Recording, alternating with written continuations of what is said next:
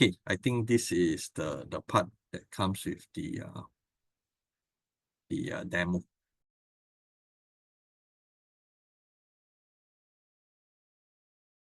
I'm sharing my browser screen. I'm sharing my browser screen. And let me see.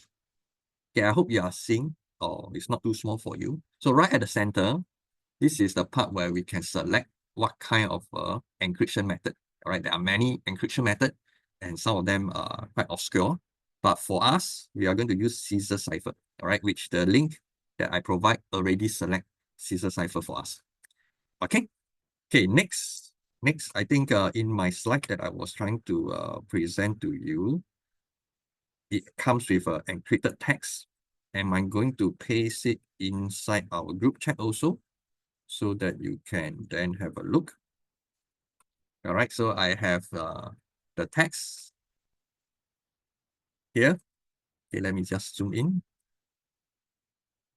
Okay, so this is the text that I have copied and pasted into the group chat. You can do the same. So if you look at this is an encrypted text where even stolen by the bad guy, it will be hard to decipher what this message is all about. Okay, now, since I have given the link, you have access to this online platform. I've given you the encrypted text. Can anyone tell me what is this information?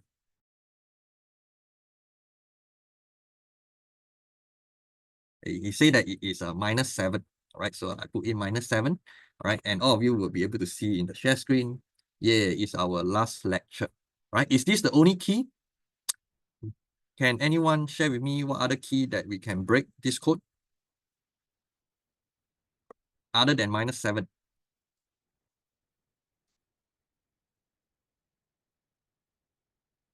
All right, -33. Okay, a positive number. Okay, -33 also breaks the code. Is there another number? Positive number. I want to look at positive number.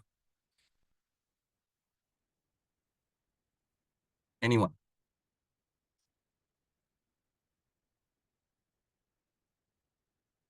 Okay, in view of time, because I'm mindful, just I got disconnected and then I was late. The other number is actually 19. All right, so let me try 18 first. 18. 18, we cannot get it. All right, we use a plus and move into 19. And we unscramble the data. Okay, so what is this key about? All right, so let me just briefly explain. The key is a shift, right? So if you follow my mouse pointer, it says that A will then transform to T. All right, A will transform to T. Likewise, B, all right, B will transform to U because it's a shift of 19, right? Now, the question is, why is -7 that your friend has mentioned is also valid, right? This is because when we look at A, if you shift A backwards 7 times, all right, after when you move away from A towards the left, because left got no more alphabet, you will route back to Z, all right, Y, X, W, V, U, and T. So if you look at this whole movement, this is like our clock face, all right, the clock that we used to have that hangs on the wall.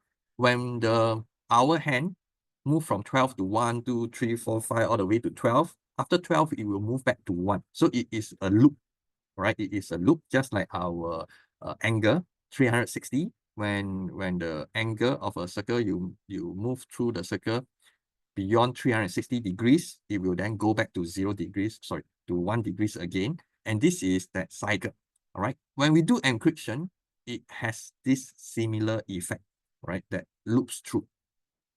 And if you have followed me through this far, you will notice that all this number or the number of alphabet would be that number of combination that we need to run through in order to break the code. Okay, so now let us move on to the second code based on my slide. Let me just copy, paste over here. Right, this is slide 35, starting with HWAS, HC, KC, and so on. You probably see that, wow, this is so difficult to crack, right? But if you happen to have a tool, just like what you are seeing over here, All right, I'm going to share with you how do we do brute force. When we have zero shift, H will become H, all right, what you are seeing. But if we do one shift, all right, H will become I, right? So let me just do one shift. So our H become I and so on. Therefore, when we talk about brute force, it's running through all the combination, right? Running through the combination. And if you look at this whole Caesar cipher, we only have 26 alphabet. So in the worst case, you will take 25 times, right? Because you cannot go back to your same alphabet. Therefore, you just need to scan through, right? Because as human, if this text is a human text or English language, it should make sense and you should be able to tell when the right hit appears, right? Since like we just overshoot. Okay, and this would be the data that we are looking at. Right, so just a reminder, today is our last lecture and it's about time that you work on your project, quickly finish up your project and end off with the exam. So far, so good. Anyone have any issue? No issue, huh? Okay. Yes, if you have access to some of these tools, then definitely it is not too difficult. So if you are talking about speed, then I think my pressing of plus minus will be faster than you copying over. Okay, but this is a very simple encryption, and this method is not foolproof. Even today's when we talk about modern encryption, they are there now because technologically we have not had any great breakthrough that can overcome. Like for Caesar cipher in the past, it may not be so easy to break because back then they don't have all these digital tools to help, right? Okay. My second point to share with you is we have looked into different means of doing encryption. So the question is whether or not when you do a double encryption, right, double encryption using Caesar cipher, is it going to help you? All right, is it going to help you? So let me just get someone to help me. So for example, okay, I think I'll just do the demo because asking for help might be difficult. So imagine if I were to type a message, how are you today? All right, this is my original message, plain text. It go through a Caesar cipher. Maybe I use 17. All right, it produced this text. Okay, it produced this text which I will put inside the group chat. YFN and so on. I put in the group chat so that I want to share with you that when we have the same encrypted text, will it be helpful if we do another round of encryption? Maybe we change this to let me see what number will be good. 13. All right. If we encrypt another round using the encrypted text, encrypt with another key 13 to produce a second encrypted text, LSA, right? So I'm putting it into the group chat. So in the group chat, you see that there are two messages. These two messages, the first one with one encryption, the second one with a encryption on top of the first one.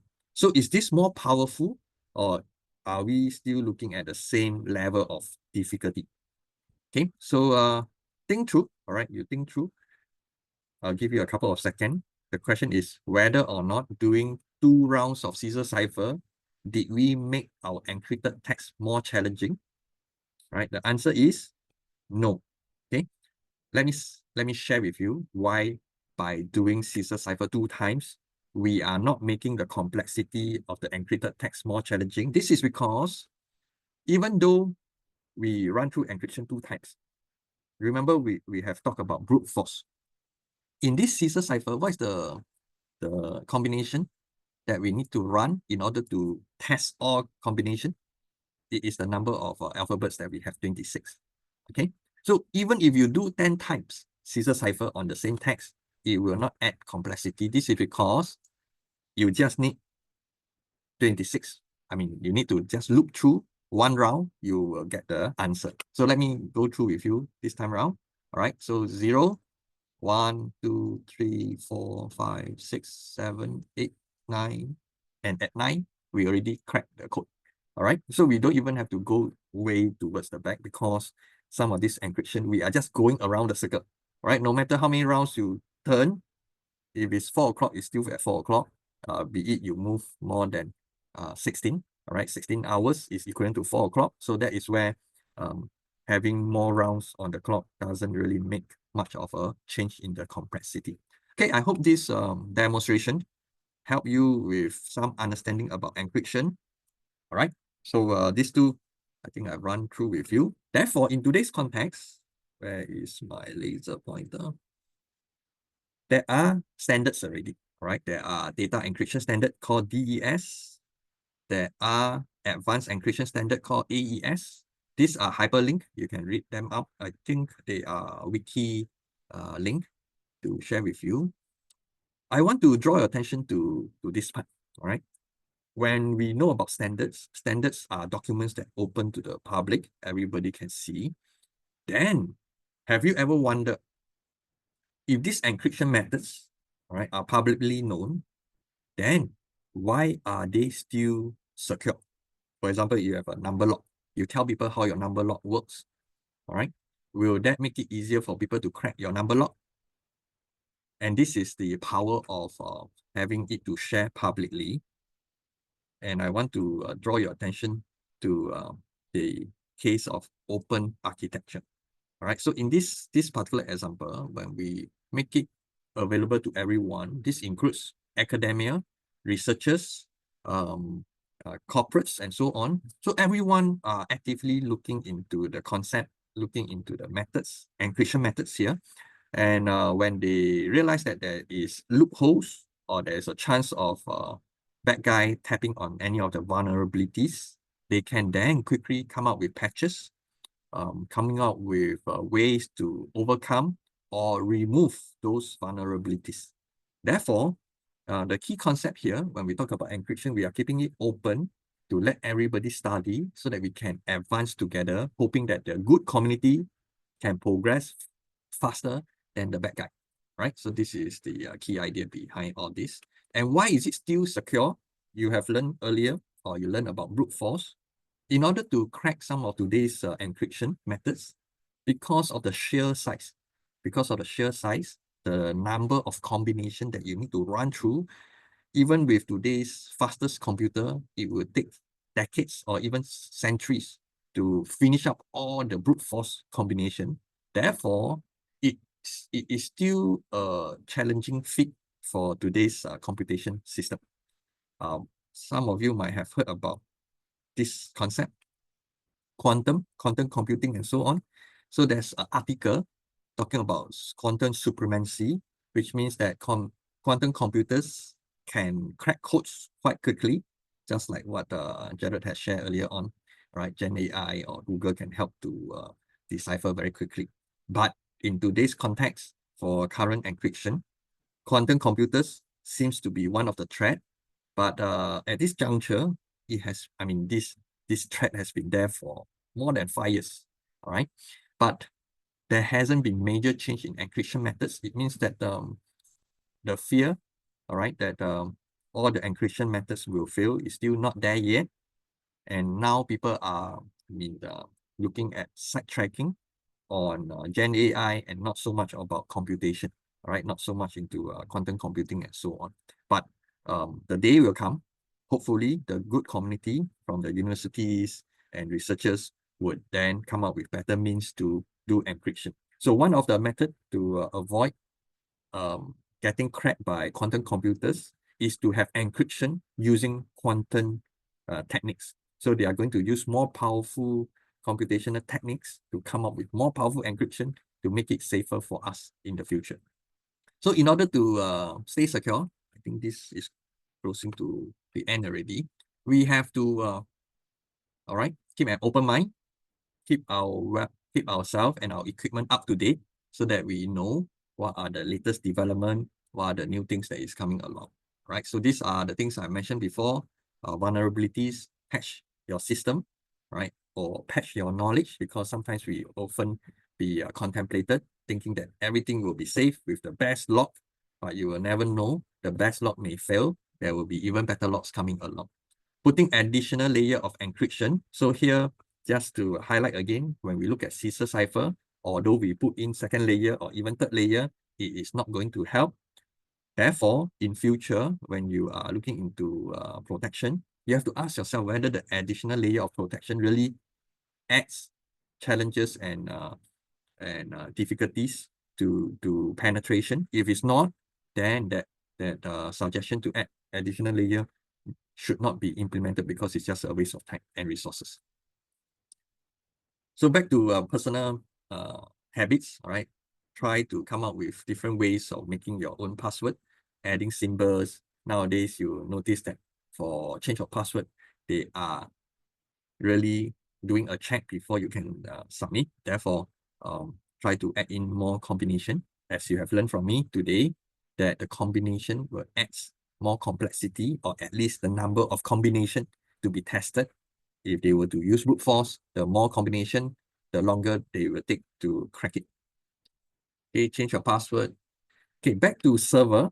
So back to our server, we know that the previous slide, I talked about quantum computer being able to crack at a faster rate. If you are managing your server, what you can do is to do a time delay. For example, remember we developed GAS code. You can actually implement some delay in your GAS code, just like what we do in our Arduino code. In Arduino Sketch, you can use delay. So imagine if you add a small delay, for example, 100 milliseconds in GAS. So if someone were to hack into your account, trying to run some script or run your API, then they have to suffer that 100 millisecond because the server is taking the additional break time before they respond to the hackers. So this is another way to do it. However, time delay should not be used too much. Otherwise, your rightful user will find it a nuisance, having to wait so long just to get in. Right, check against bots. So check your transaction. Remember GAS, there is a transaction log. Whoever comes in, what has been exchanged with your server, all this will be recorded. And those are the information you can try to check back. Not foolproof, because there are other ways to block your identity. They call what IP address smoothing, which means replacing your original IP address with some other IP address and so on. Okay, last but not least, I think to wrap up, in last week lessons or activities, you have actually learned about HTTPS. The S represent the secure connection because it comes with encryption. All right, just like in our lectorial, you learn about SSL and how the SSL can help you with some of the encryption, because you need to have the certificates to establish that trust. And after which, when you send encrypted data, the receiving party can recover the original text.